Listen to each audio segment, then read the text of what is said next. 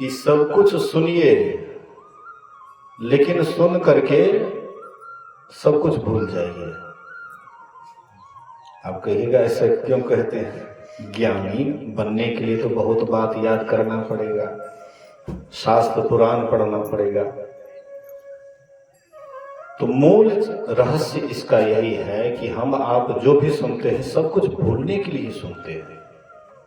गुरु महाराज जी के वचन में है, सकल भूले एके रहे, गुरु तो पद स्नेहु। जब तक सबको नहीं भूलिएगा तो गुरु आपके हृदय में रहेंगे। बहुत चीज को रखिएगा। संत पलटू साहब कहते हैं कि मियान एक तलवार दोय,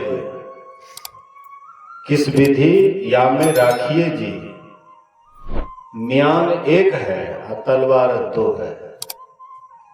मतलब संसार का चाहे कितना हो ज्ञान, कितना हो बात सुन लीजिए, लेकिन ये संसार भर तक ही रहेगा। परमार्थ के लिए केवल एक का चिंतन, एक का ही चिंतन, और सब चिंतन को हटा दीजिएगा तो सब कुछ भूलने के बाद ही ध्यान होता है। ध्यान करने वाले जानते हैं कि ध्यान में सब कुछ भूला जाता है। सब कुछ जितना प्रवचन सुनते हैं, वेद उपनिषद की बात सुनते हैं, सब भूल जाते हैं। जब सब भूलते हैं तब कहीं आपका मन एकाग्र होता है, तब आपका मन ध्यान में लीन होता है, तब आप अंधकार से प्रकाश, प्रकाश से शब्द आदि आदि आगे का जो रास्ता है वह भूलने वाला है। इसीलिए संसार के लिए जितना याद रखिएगा तो संसार भर ही सम्मान या जो भी आपको मिलेंगे तो संसार भर ही मिलेंगे, लेकिन संसार के पार सब कुछ भूलना है। तो आइए सब कुछ को भूलना है और गुरु महाराज जी के चरणों में अपने हृदय को, अपने हृदय को गुरु महाराज जी के प्रति आस्था विश्वास रखते हुए सब आदमी गुरु महाराज जी की जय जयकार बुलंद आवाज में करें। बोलिए श्री सद्गुरु महाराज की जय। अखंड मंडलाकारं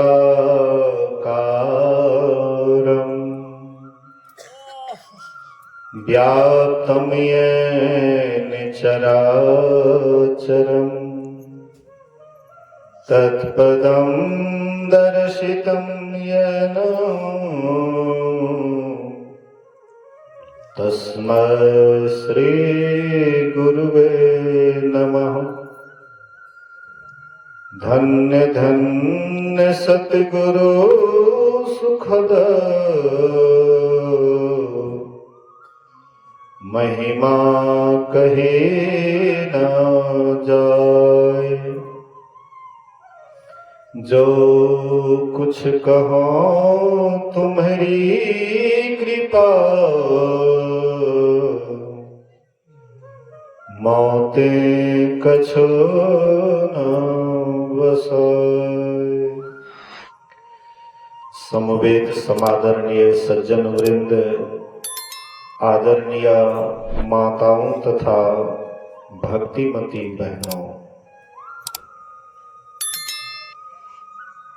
2 दिवसीय अखंड ध्यान एवं 1 दिवसीय संतमत सत्संग का आयोजन यहाँ श्रद्धेय शालिग्राम बाबा अपने निवास पर रखा है। कई वर्षों से यह आयोजन होता आ रहा है। पहले जब मैं भ्रमण मंडली चलाता था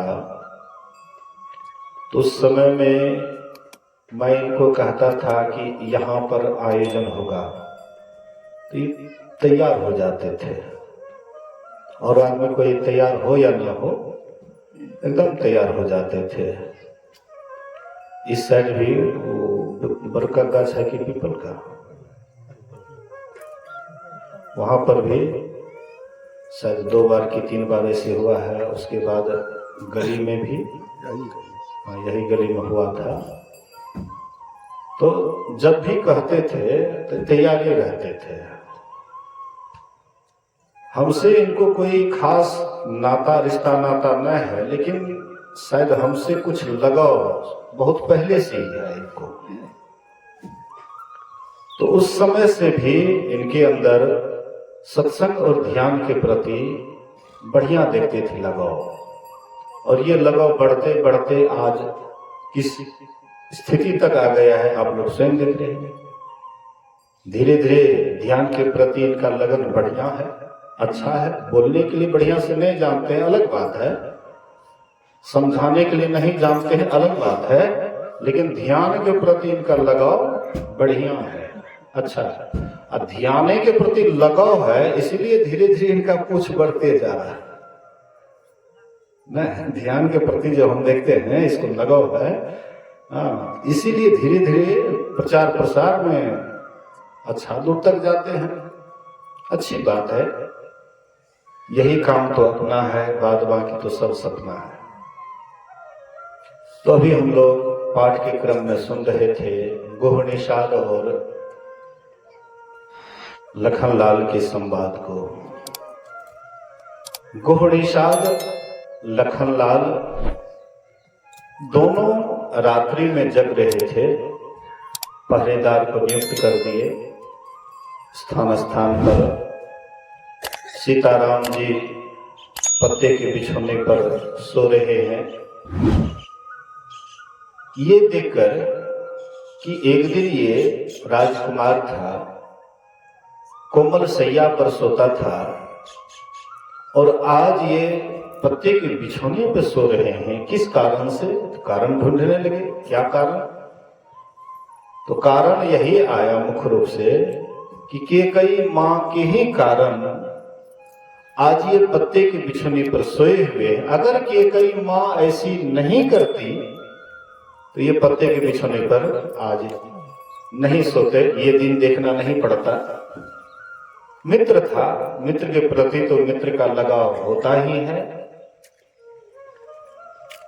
तो यह देख करके, यह सुन करके लक्ष्मण से रहा नहीं गया। हालांकि लक्ष्मण राम जी के प्रति कितने समर्पित थे, ये बात लगभग सब आदमी जानते हैं।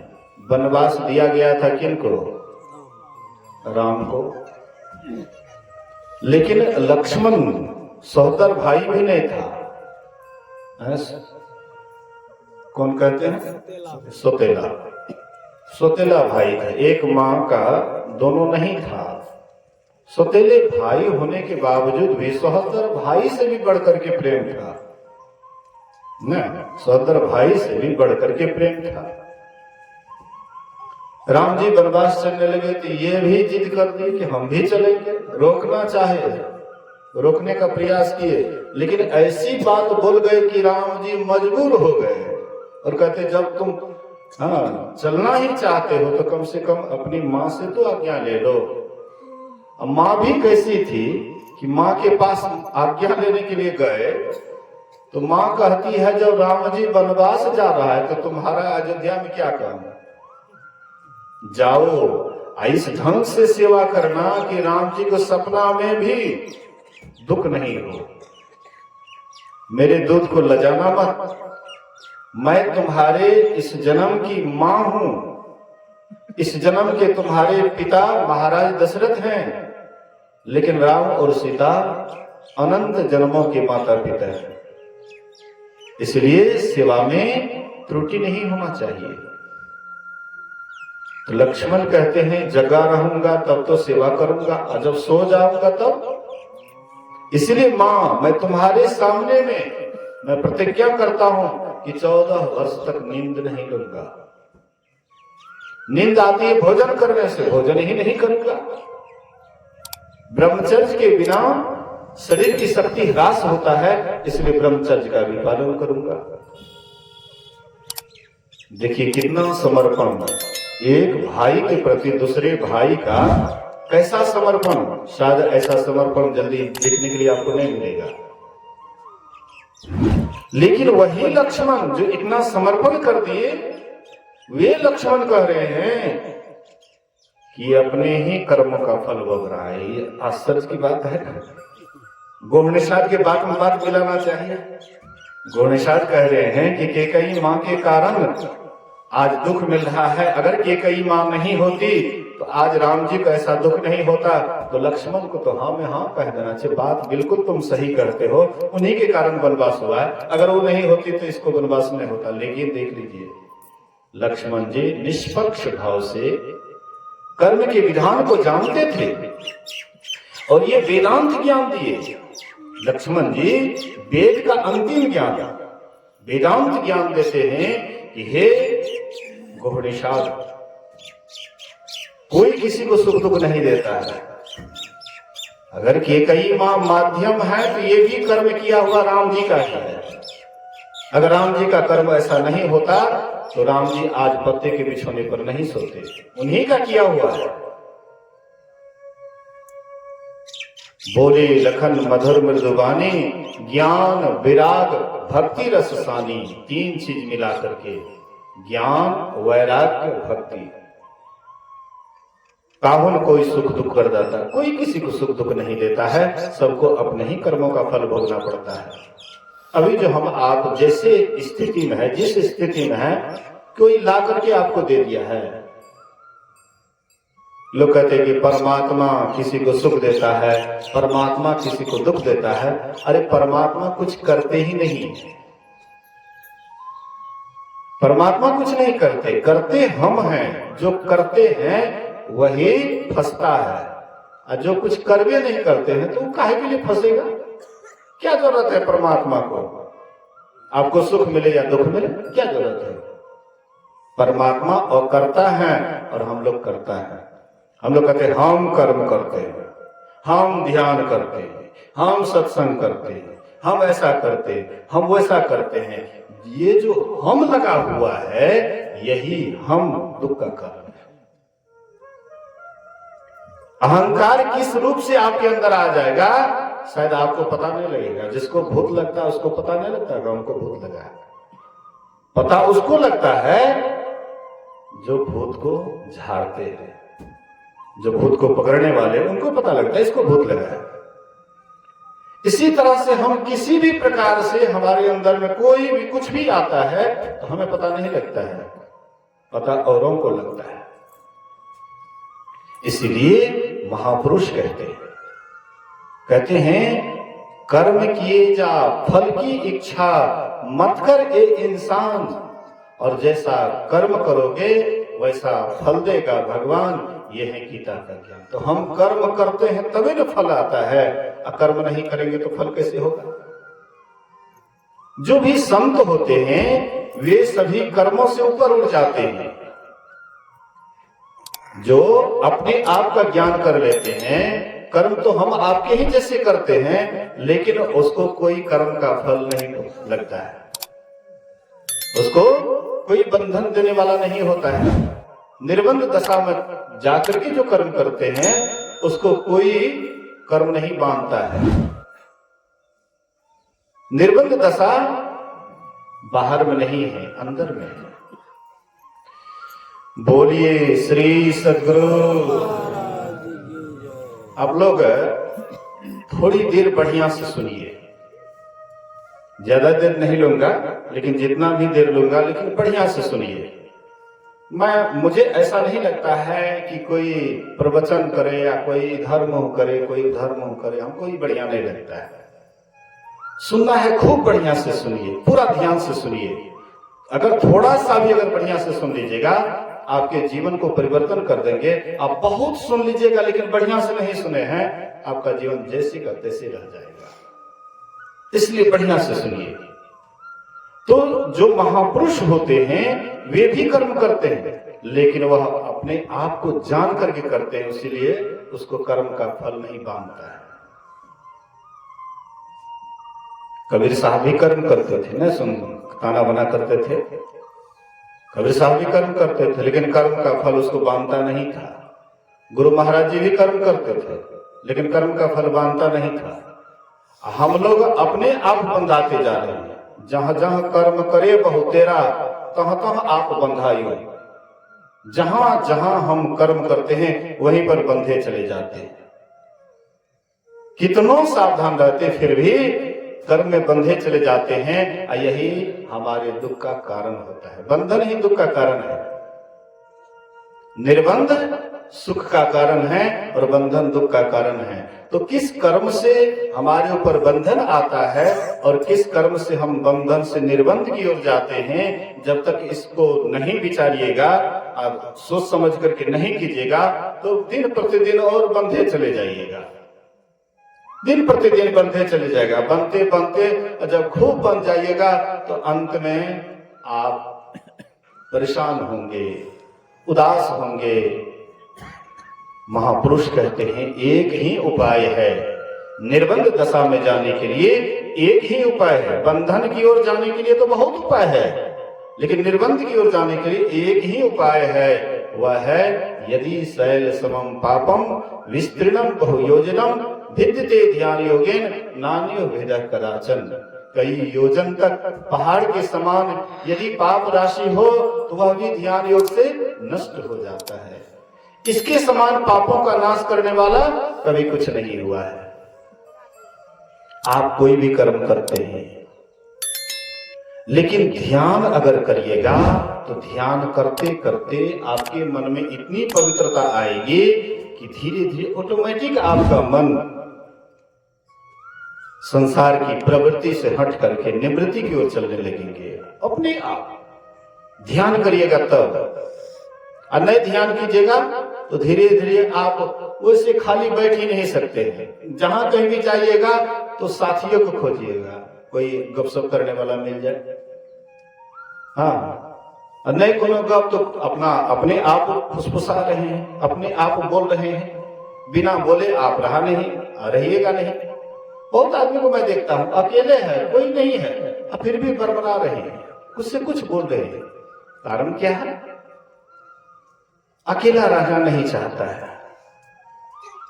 जब तक अकेला नहीं रहिएगा तब तक आप उस रास्ते में कैसे जाइएगा? बिन पावन की राह है, बिन बस्ती का देश, और बिना पिंड का पुरुष है, कहे कबीर संदेश। अकेले अगर आप नहीं रह सकते हैं तो उस रास्ते पर कैसे चलिएगा जिस रास्ते पर बिना पांव के चलते हैं? बिन पावन की राह है, बिन बस्ती का देश, जहां पर कोई बस्ती नहीं है वहां आप जाइएगा। बिना पिंड का पुरुष है, बिना शरीर के परमात्मा है, कहे कबीर संदेश। तो उस स्थान पर जाने के लिए आपको ध्यान करना पड़ेगा, साधना करनी पड़ेगी। मैं सुबह में कह रहा था कौरव पांडव के संबंध में, प्रसंग थोड़ा सा बच गया था कि जिधर की प्रशंसा सुनते हैं मन उधर मुड़ जाता है। तो पांडव लोग लाक्षागृह में जहां ठहराया गया था जान गए कि यह घर रहने लायक नहीं है, तो सावधान रहते थे, सतर्क रहते थे, और जान गए कि इसी रात में आग लगेगी, आग लगाया जाएगा। तो पहले से ही सुरंग खोदा हुआ था, वह सुरंग होकर के चारों भाई मां कुंती और पीछे से भीम आग लगा देते हैं, वही सुरंग होकर के निकल गए, सबका प्राण बचा। ये लाक्षागृह क्या है? कोई कथा कहानी कहा जाता है तो कथा कहानी केवल कथा कहानी सुनने के लिए नहीं, उसमें कोई रहस्य छिपा होता है। वह लाक्षागृह क्या है? यही हम आपका शरीर है। ये शरीर भी लाक्षागृह के समान है, एक दिन इसको भी जला दिया जाएगा, लेकिन आप रहिएगा। आपका तीनों काल में कभी नाश नहीं होता है। लेकिन अगर आप जीते जी वह सुरंग को जान गए, वह रास्ता को जान गए, तब तो आप मरने से बच जाइएगा, आप जलने से बच जाइएगा। तब आप हाय हाय नहीं कीजिएगा। भगवान बुद्ध ने कहा ज्ञान बिना ध्यान नहीं, ध्यान बिना ज्ञान नहीं। जो ज्ञान और ध्यान दोनों को रखता है निर्वाण के समीप है। तो जो ध्यान करेंगे, साधना करेंगे, अंतर मार्ग में जाएंगे, अंतर्मुखी होंगे। ध्यानी भी तीन तरह के होते हैं, तीन गुण वाला हाँ, ध्यानी भी होते हैं। भक्त भी 3 प्रकार के होते हैं। एक सात्विक भक्त होता है। सात्विक भक्त एकांत में, लोग हम ध्यान कर रहे हैं, लोग देखे, उससे उनको कोई मतलब नहीं होता है। जब सब सो जाता है तो आराम से बैठ जाते हैं, दिखाते नहीं है कि हम ध्यान कर रहे हैं कि क्या कर रहे हैं। सात्विक भक्त।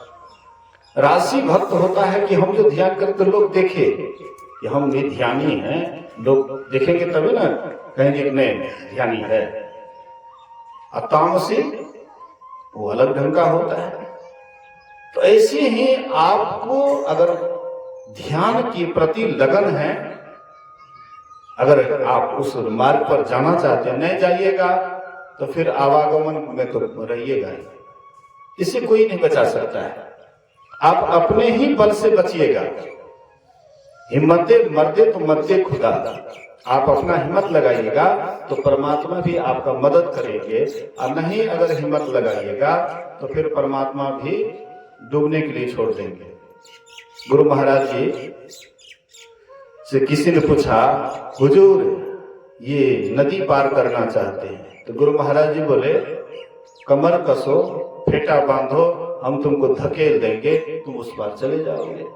लेकिन कमर कसना तुमको पड़ेगा, फेटा बांधना तुमको पड़ेगा, हम धक्का दे देंगे, तुम उस पार चले जाओगे।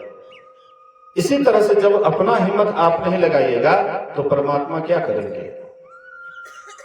कौन माँ बाप चाहता है कि हमारा संतान हमसे दूर हो? कोई माँ बाप चाहता है? कोई माँ बाप चाहता है कि हमारा संतान हमसे दूर हो, या दुखी हो, या कष्ट में हो, या कंगाल बन करके रहे?